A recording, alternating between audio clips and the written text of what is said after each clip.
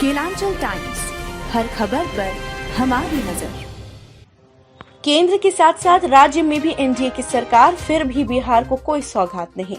Bhagalpur budget 2022 के नतीजा को देखते हुए बिहार विधानमंडल दल के नेता व विधायक अजीत शर्मा केंद्र सरकार पर जमकर बरसते दिखे। मीडिया से बात करते हुए उन्होंने कहा कि केंद्र सरकार जाति उन्माद फैलाकर देश को ठगने का काम कर रही है। बिहार की जनता को सिर्फ और सिर्फ ठगने का काम किया गया।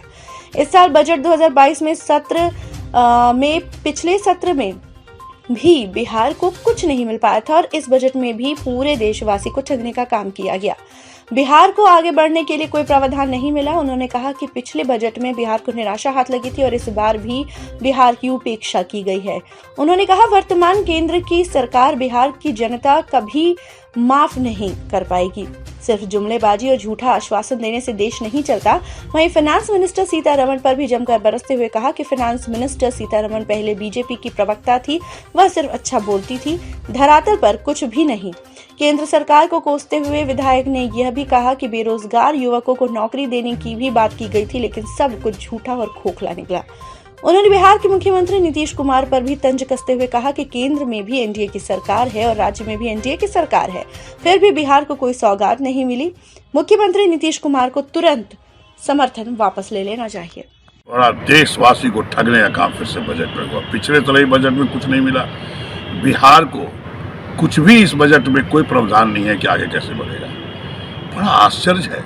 आप कहते हैं कि 60 लाख नौकरी देंगे, रोजगार बनाएंगे। आप तो जब से 2014 में आपने कहा था कि 2 करोड़ युवकों को रोजगार प्रत्येक वर्ष देंगे, कोई रोजगार आपने नहीं दिया। पिछले बजट में भी कुछ नहीं हुआ और इस बजट में भी आपने कुछ नहीं दिया। बिहार की उपेक्षा की गई है। बिहार की जनता आपको माफ नहीं करेगी।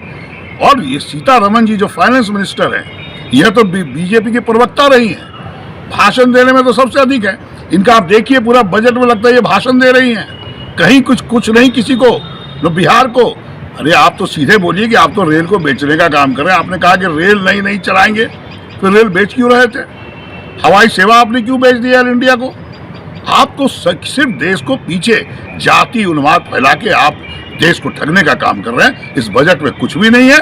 पूरे देशवासी निराश हुए हैं, खास करके बिहार, क्योंकि हम बिहार के रहने वाले हैं। बिहार को कुछ भी नहीं है, जबकि एनडीए की सरकार केंद्र में भी है और बिहार में भी है। ये तो माननीय नीतीश कुमार जी को सोचना होगा कि बिहार की उपेक्षा हुई है। इनको तो 1 मिनट में उससे समर्थन वापस ले लेना चाहिए मुख्यमंत्री जी को। बजट में कुछ भी प्रावधान नहीं है। बिहार को विशेष राज्य का दर्जा का मांग हम लोग पहले से करते रहे हैं और उनके जो आदरणीय ललन सिंह जी जो प्रदेश, उन्होंने भी किया है।